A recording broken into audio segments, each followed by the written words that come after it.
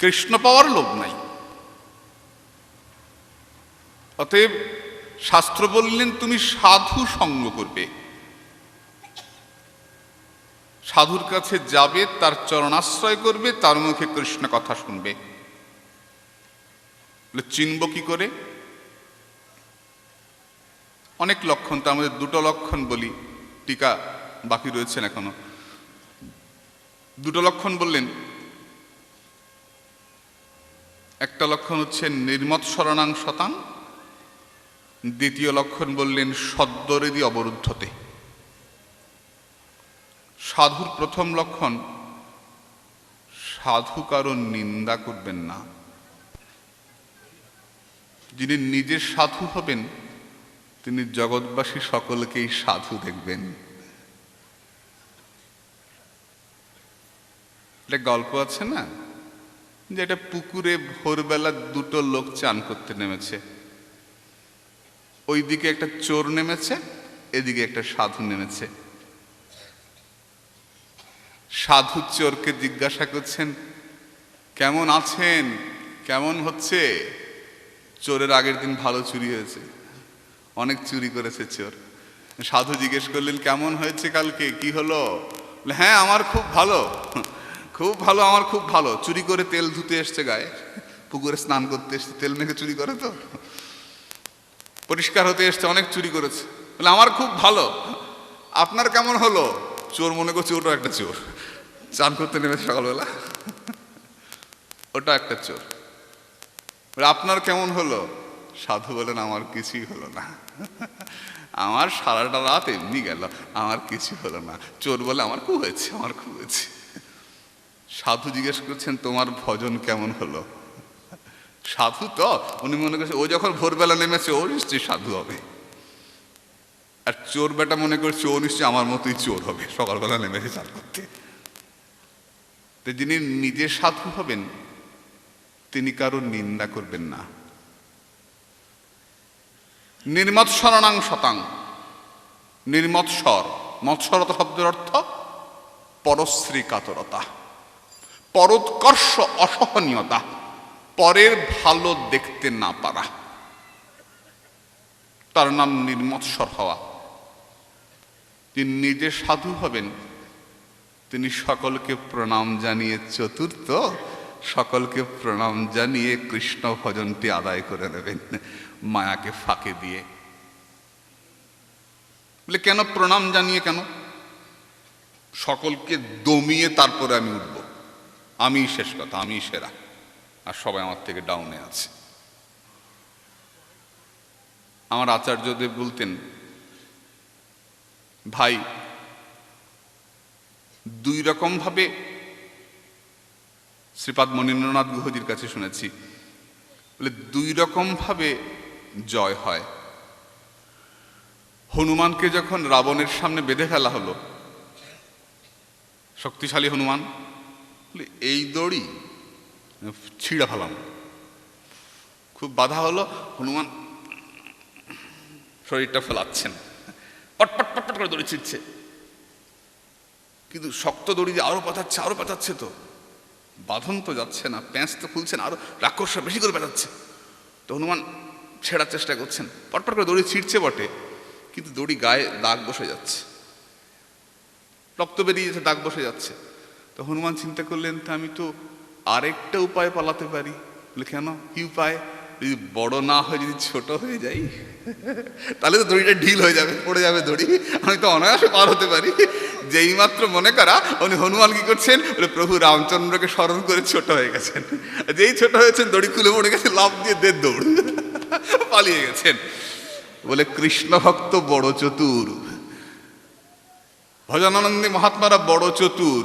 মহাত্মারা মনে করে অন্যকে মেরে ধরে ছোট করে, অপমান করে ছোট হলে বড় হতে গেলে অনেক পরিশ্রম, দরকার নাই, আমি ছোট হয়ে যাই, সকলের চরণে প্রণাম। প্রণাম করে কি? কোথায় যাব? প্রণাম করে ছুটে গিয়ে রাধারানীর চরণে পৌঁছে যাব। আমার তো অন্য কোথায় দরকার নেই, আমার মূল লক্ষ্য থেকে তো বঞ্চিত হব না। আমার মূল লক্ষ্য কি? তার চরণে পৌঁছানো। তো অন্যকে দমন করে, নিন্দা করে, ছোট করে তার চরণ পাবো কিনা কোনো ঠিক নাই, না পাওয়ার সম্ভাবনাই বেশি। কিন্তু সকলকে সম্মান করি, প্রণাম করি, তবে তার চরণ যে পাবোই পাবো তাতে কোনো সন্দেহ নাই। সেই সে বৈষ্ণব ধর্ম সবারে প্রণতি, সেই ধর্মধ্বজি যার ইথে নাহি রতি। যে সকলকে সম্মান করতে পারে না, যে সকলের মর্যাদা দিতে পারে না, সে ধার্মিক নয়, ধর্মধ্বজি, ধর্মের শ্মশানে পতাকা গেড়েছে। এই সাধুর প্রথম লক্ষণ নির্মৎসরণাং, সাধুকর নিন্দা করবেন না, সকলের প্রতি সম্মান প্রদর্শন, প্রথম লক্ষণ। দ্বিতীয় লক্ষণ সদ্য হৃদি অবরুদ্ধতে, সাধুর হৃদয়ে সদা গোবিন্দ বিশ্রাম, গোবিন্দ কহেন মোর বৈষ্ণব পরাণ, সাধুনাং হৃদয়াং মধ্যম। সাধুই আমার হৃদয়, আমি সাধুর হৃদয়। সাধুর হৃদয়ে গোবিন্দ বিশ্রাম। ভগবান যার হৃদয়ে থাকেন তার কি এ জগতের সম্মান পেলেই কি না পেলেই তার কি যায় আসে? এ জগতের জন্য সে লালায়িত হয় না। ভগবান যার হৃদয়ে বাসস্থান, বাস করেন, সেই সাধুর চরণ আশ্রয় করে শতাং প্রসঙ্গাত, ভগবানের কথা শুনে কি হবে? তজ্জোষণাদ অশ্বপবর্গবর্তনী শ্রদ্ধারতি ভক্তি অনুক্রমিষ্যতি। যদি তুমি সেই সাধুর মুখে কৃষ্ণ কথা শোনো, তোমার শ্রদ্ধা আসবে, রতি ভক্তি অনুক্রমিষ্যতি, ধাপে ধাপে ধাপে ধাপে সব আসবে। কিভাবে আসবে? তজ্জোষণাদ আশু অপবর্গবর্তনী, আশু খুব তাড়াতাড়ি আসবে। দৃষ্টান্ত দিলেন, একবার বললেন আশু, তাড়াতাড়ি আসবে। আরেকবার বললেন ক্রমে ক্রমে আসবে, অনুক্রমিষ্যতি, ধাপে ধাপে আসবে। বলে একটা কথা দুই রকম হয়ে গেল না? দুই রকম কথা হলো। একবার বললেন আশু, হরি কথা শুনবে আর পাবে। আবার বললেন ধাপে ধাপে উঠবে, অনুক্রমিষ্যতি, সিঁড়ি ভেঙে উঠবে। দুই রকম কথা কেন? শ্রীজীবপাদ তার টিকায় বললেন শতপত্র ভেদন্যায়। কিরকম জানো? 100টা গোলাপের পাপড়িকে যদি পরপর সাজিয়ে রাখো, সাজিয়ে রেখে ওপর থেকে একটা সূচ ফুটিয়ে দাও, দেখবে গোলাপের পাপড়িগুলো এত নরম না যে যদি সূচটা ফুটিয়ে দাও, এদিকে ঢোকালে ওদিকে সেট করে বেরিয়ে গেল, তাই না? মনে হলো যেন একসঙ্গে বেরিয়ে গেল। একসঙ্গে কি বেরোলো? না, ক্রমে ক্রমে, অনুক্রমিষ্যতি। একটা পাপড়ি ফুটো হলো, তারপর একটা ফুটো হলো, তারপর একটা ফুটো হলো, তারপর একটা ফুটো হলো, তাই না? পরপর ফুটো হলো, কিন্তু এত দ্রুত ফুটো হলো যে মনে হলো সবগুলো পাপড়ি একসঙ্গে ফুটো হয়ে গেল। তা কিন্তু হলো না। প্রত্যেকটা পাপড়ি একটার পর একটা, আরেকটার পর আরেকটা। হয়তো আমাদের সেকেন্ডের মাপে পাওয়া যাবে না, আরো সূক্ষ্ম মাপ মাপতে হবে যে কত সেকেন্ডের কত ভাগের এক ভাগ সময়ে একটা পাপড়ি ফুটো হলো, তারপর আরেকটা ফুটো হলো, তারপর একটা ফুটো হলো। প্রত্যেকটা পাপড়ি কিন্তু পরপর পরপর ফুটো হলো। এত দ্রুত হলো মনে হলো একসঙ্গে হয়ে গেল।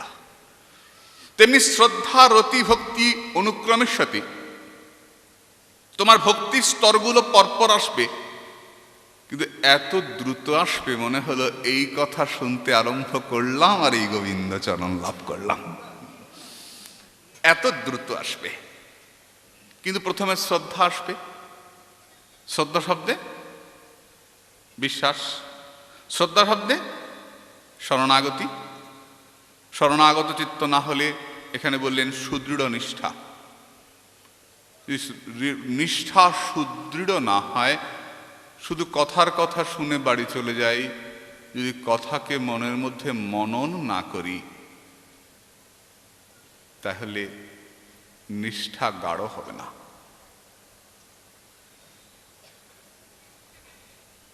রোজই শুনছি মনে রাখছি না, নিষ্ঠা গাঢ় হবে না বাবা। আমাকে এক মহাত্মা বলেছিলেন যে দুধ যখন কড়াইতে প্রথম বসে তখন খুব উতলায়, বকবক বকবক করে উতলে ওঠে, ফুলে ওঠে, তাই না? তারপরে দেখবে যত গাঢ় হয় তত কিন্তু আর উতলায় না, স্বর করতে থাকে, আর ঘন হতে থাকে। তো প্রথম আমরা ভজন আরম্ভ করলাম, খুব নাচ টাচ করছি, খুব আনন্দ করছি, কিন্তু মনে রাখতে হবে যত সময় যাবে তত সাধক অন্তর্মনা হয়ে যান। সবই আছে, কিন্তু অন্তরে যত ভগবানের আসন পাতবে তত সাধক অন্তর্মনা হয়ে যাবেন, গভীর হবে ভক্তি, তখন আর সাধক অন্যদিকে ছুটে বেড়াবেন না। প্রথম খুব ছোটাছুটি, কি ভক্ত লোক গো, কত তীর্থে যায়, কত মন্দিরে যায়, কত পূজা, হেন পূজা নাই যায় না, হেন জায়গায় যায় না, খুব ভক্ত ছেলে গো, খুব ভক্ত, সারা রাত লাইন দিয়া তবে গিয়ে শিবের মাথায় জল দেয়, কত ভক্তি, খুব ভক্ত। ঠিক আছে, কিন্তু কোমল শ্রদ্ধা,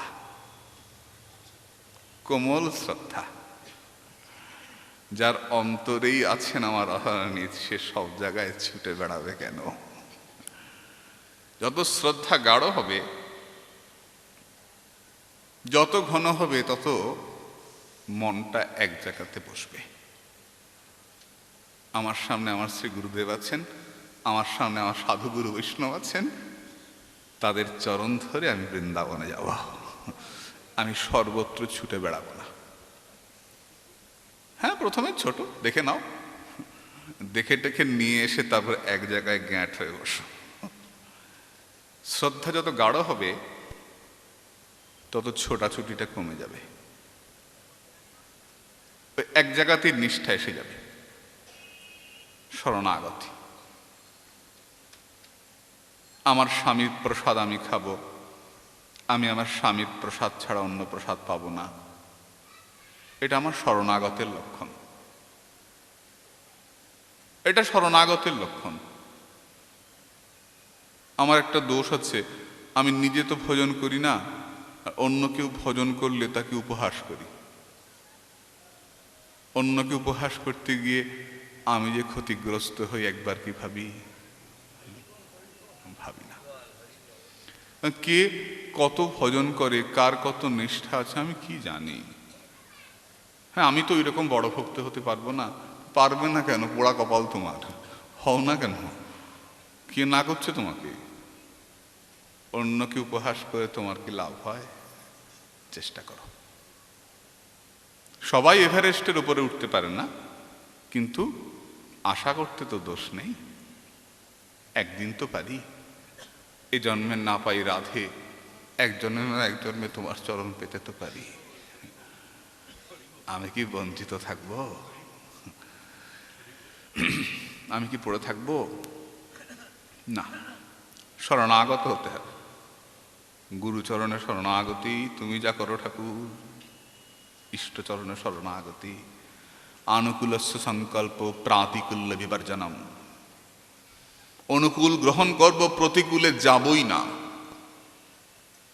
যাব না প্রতিকূলে। আনুকূল্যেন কৃষ্ণানুশীলনং ভক্তিরুত্তমা, কৃষ্ণ অনুকূলে সেবাই হচ্ছে শুদ্ধা ভক্তি। যেখানে প্রতিকূল আলোচনা, প্রতিকূল ব্যবহার, সেখানে যাবই না। যে মুখে ভাই হরি কথা নাই, সে মুখ পানে চেও না।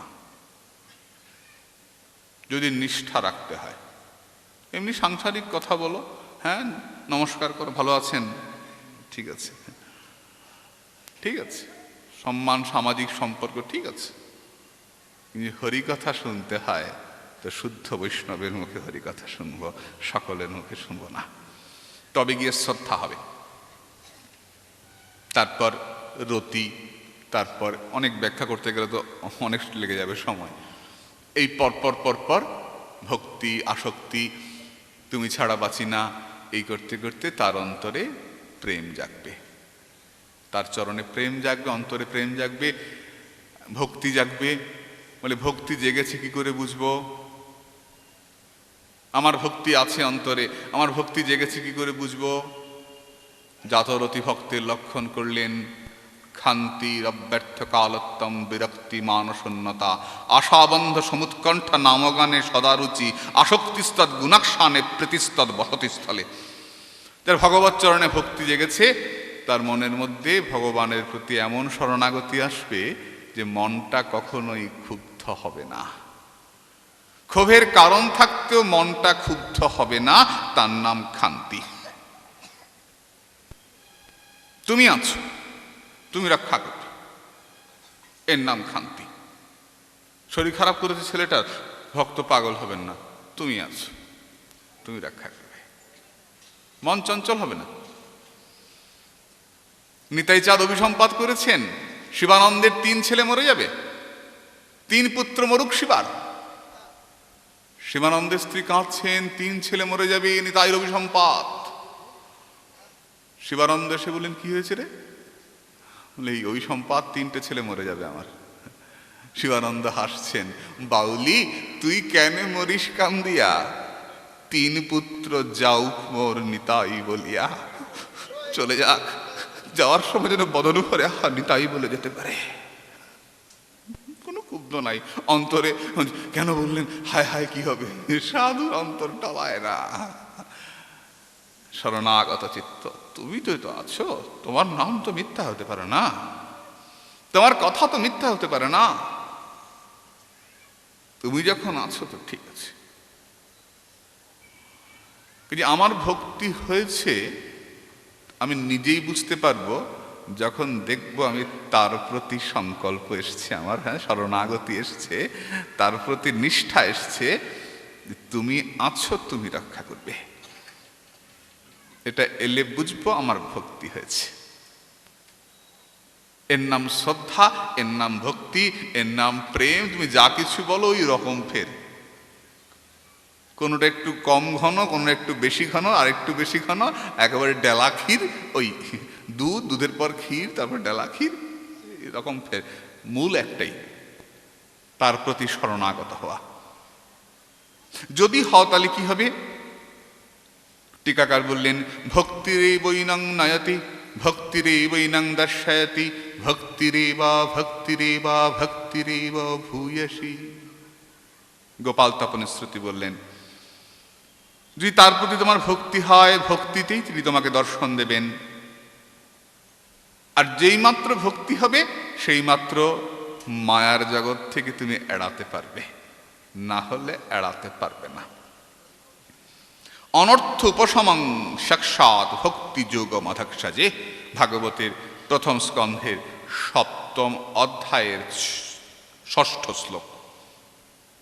মহাজন তুললেন যে অনর্থ উপশমং সাক্ষাৎ, তোমার সমস্ত বাধা চলে যাবে যদি তোমার ভগবানের সাক্ষাৎ সুদৃঢ় ভক্তি হয়। সংসারে কত বাধা, আমি তো চাই ভজন করতে, এ বাধা দেয়, ও বাধা দেয়, ওটা করে, এই জন্য হলো না, ওই জন্য হলো না, বলি না আমরা।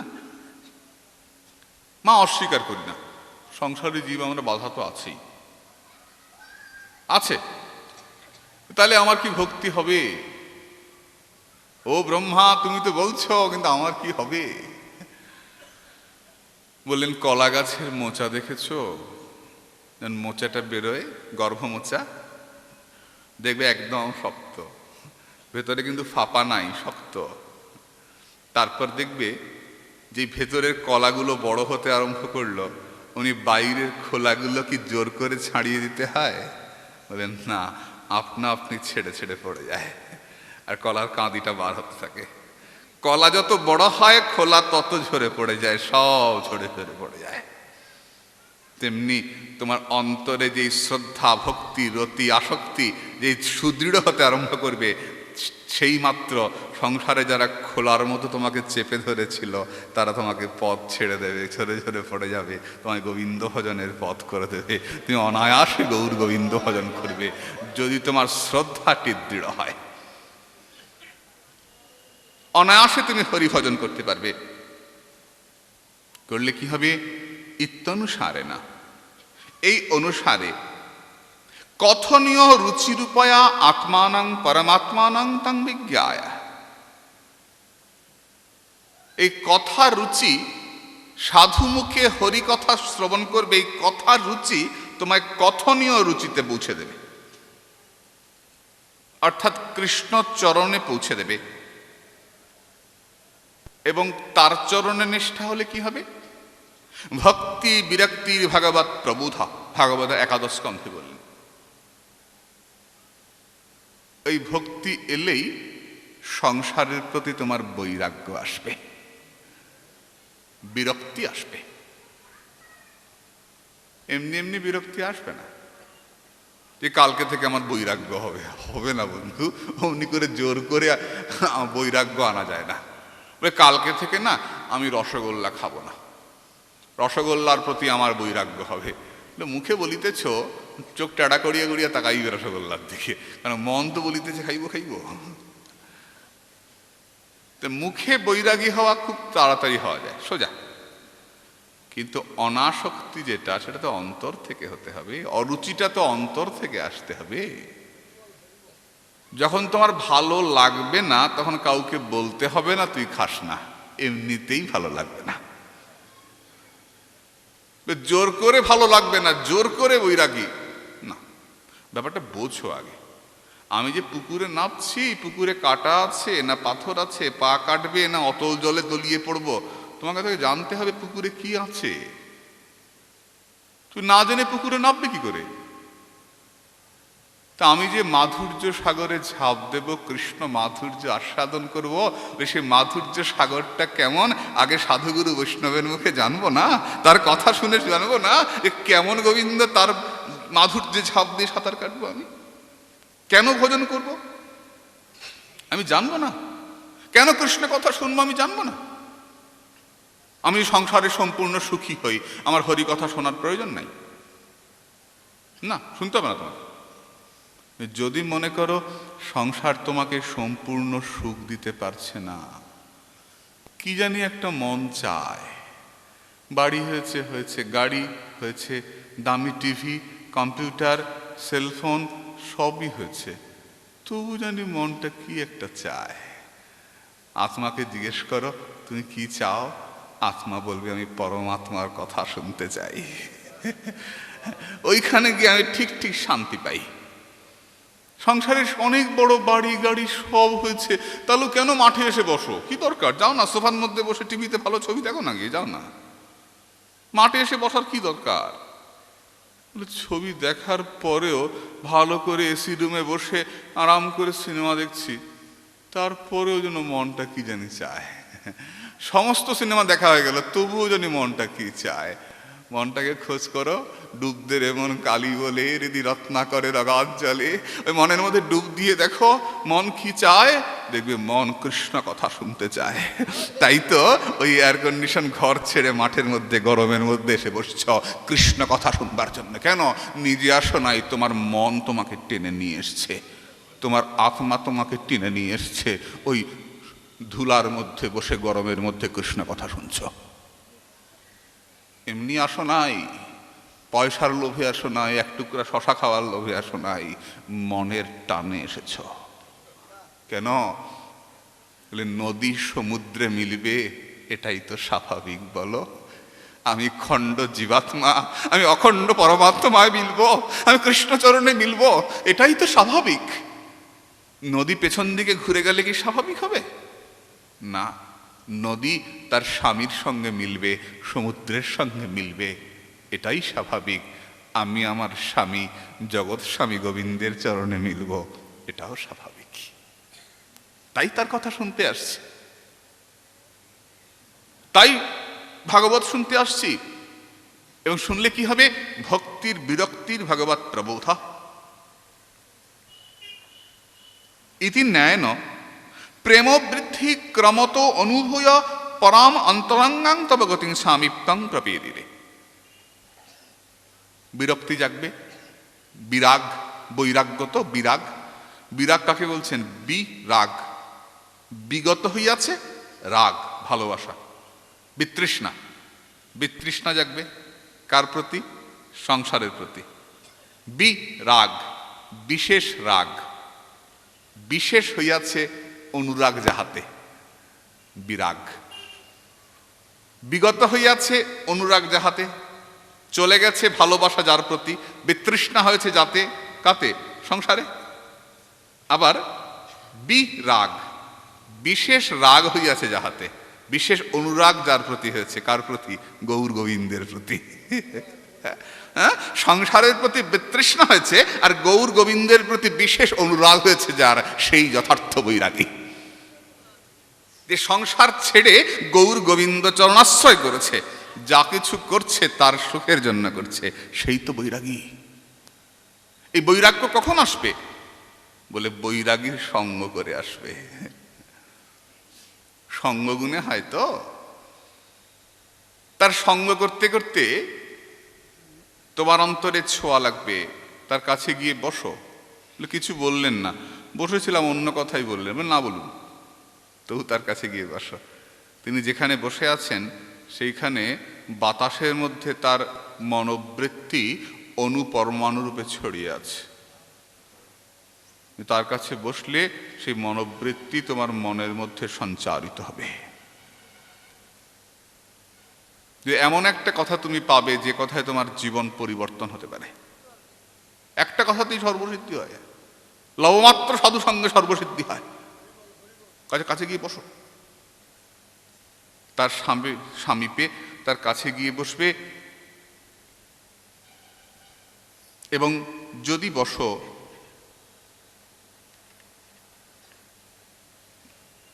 শরণাগতির সঙ্গে বসবে। বসলে কি হবে? টিকাকার বললেন, কথঞ্চিৎ অপি ইষ্ট সিদ্ধে স্তুতি নাস্তেব্যেতি ভাবঃ যতস্তব ভক্তা কথঞ্চিৎ অপি। যদি তুমি ভক্তের সঙ্গে বসে একটুও ভক্ত সঙ্গ করো, তাহলেও তোমার ইষ্ট সিদ্ধে, তোমার ইষ্ট সিদ্ধি হয়ে যাবে। তুমি কৃষ্ণ চরণ প্রাপ্ত হবে। কেন? মনে রেখো, তার নাম অচ্যুত,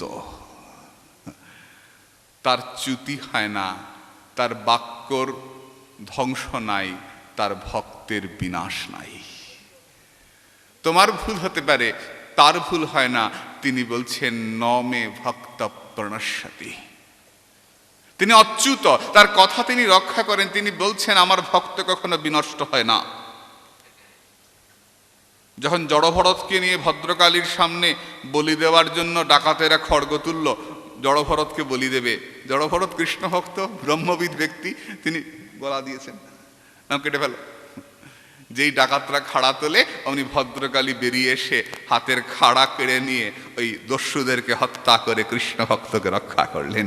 নমে ভক্ত প্রণশ্যতি। অন্য পথ থেকে পতন হতে পারে। বললেন জ্ঞানানাম অপি চৈতাংশী দেবী ভগবতী ঈশা বলাৎ আকৃষ্ট মহায়া মহামায়া প্রযাচ্ছতি। চণ্ডী থেকে দৃষ্টান্ত তুললেন, চণ্ডী গ্রন্থ থেকে, যে এমন মহামায়ার প্রভাব, যে মহামায়ার প্রভাবে বড় বড় অত্যন্ত উচ্চকোটির জ্ঞানী ব্যক্তিরাও মহামায়ার প্রভাবে টেনে এসে মহামায়ার গর্তে গিয়ে পড়েন। পতন হতে পারে, যোগীদের পতন হতে পারে। কি করে হতে পারে? শুচিনাং শ্রীমতাঙ্গেহে যোগভ্রষ্টভিজায়তে। যোগভ্রষ্ট ব্যক্তিরা ধনীর ঘরে জন্মগ্রহণ করেন।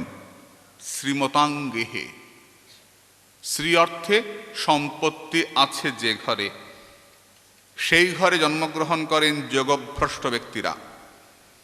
কোনো ধনী লোক যদি ভজন করে, বুঝতে হবে সে আগে ভজন করেছিল।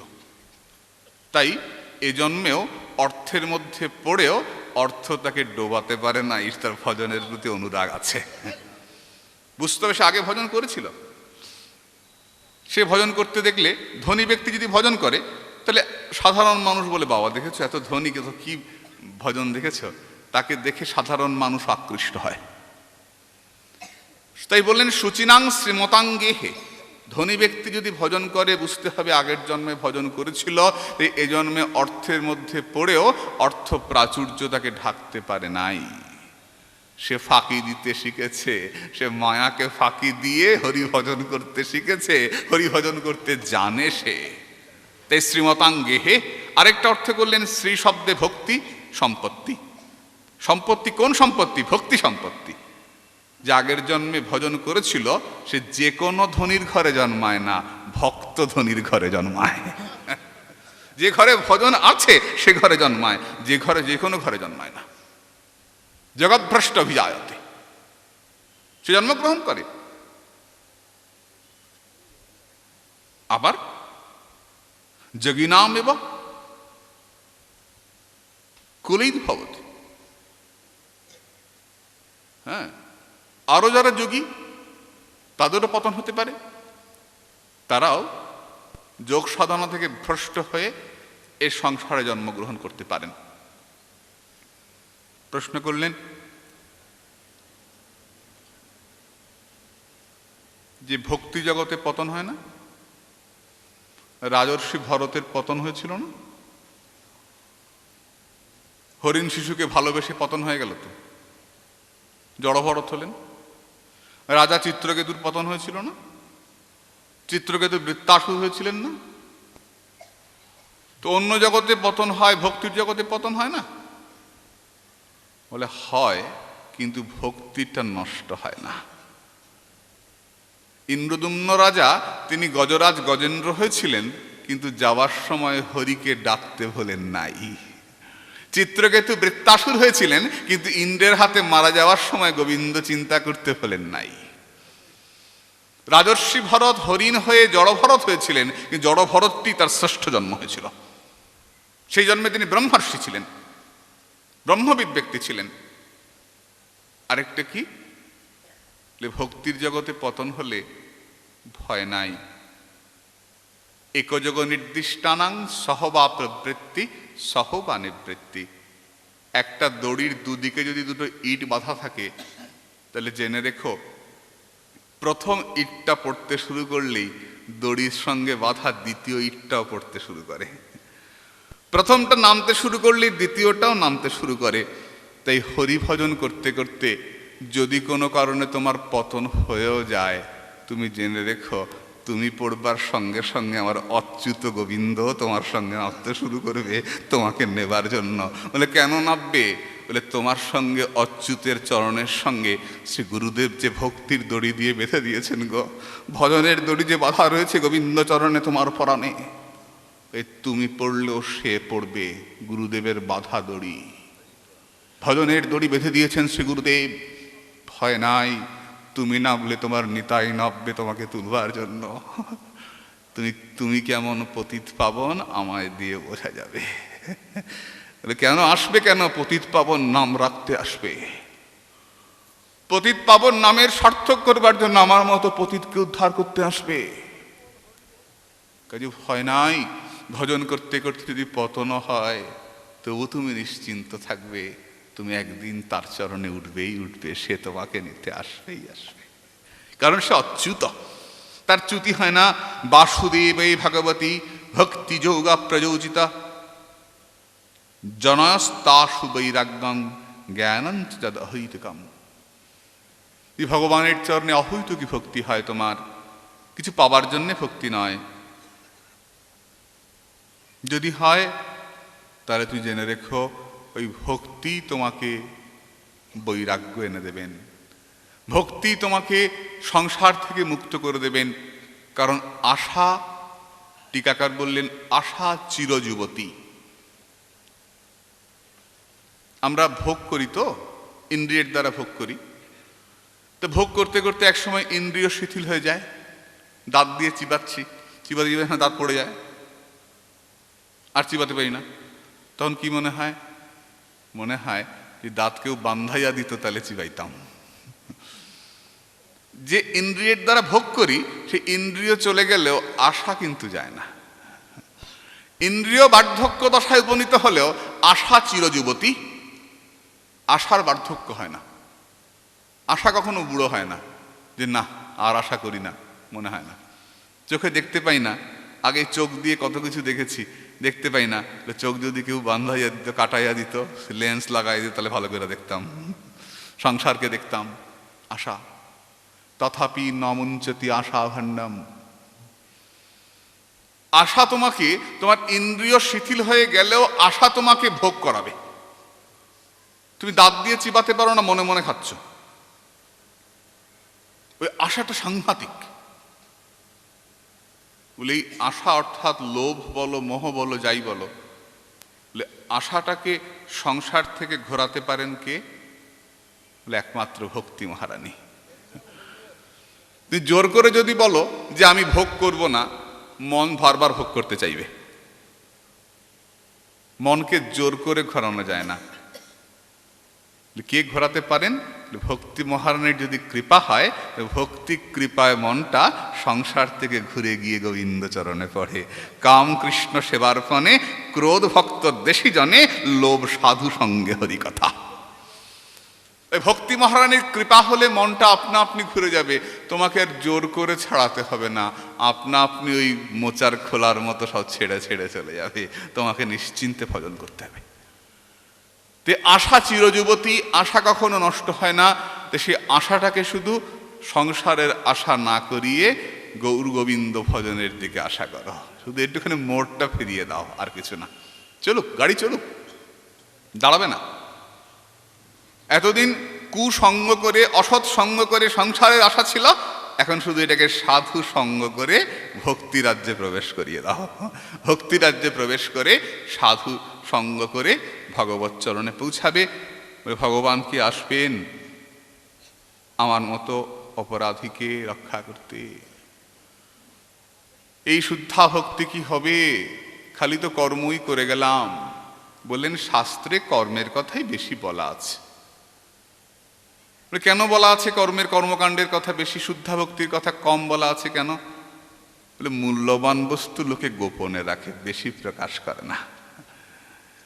কর্মকাণ্ডের কথা বেশি বলা আছে কেন না? কর্মকাণ্ডের কথা যত বেশি বলা হবে তত সৃষ্টি রক্ষা পাবে। সব যদি বৈরাগ্যবান হয়ে যায় তাহলে তো সৃষ্টি নষ্ট হয়ে যাবে। তাই কর্মকাণ্ডের কথা বলা হচ্ছে, তুই যজ্ঞ কর, তুই এটা কর, তুই ওটা কর, তুই ওটা কর, তুই করলে পুণ্য হবে, অমুকটা কর, অমুকখানে এটা দে।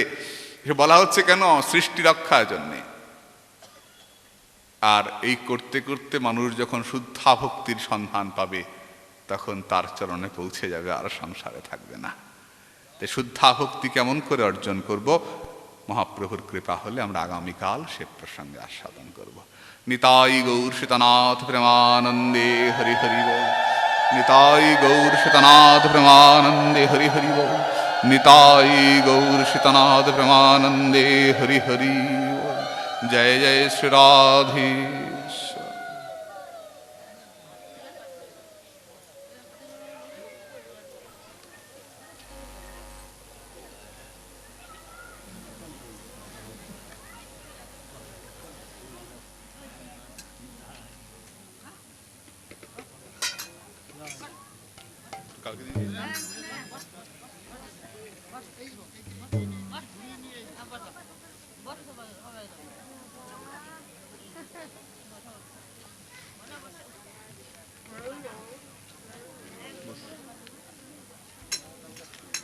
বসবি?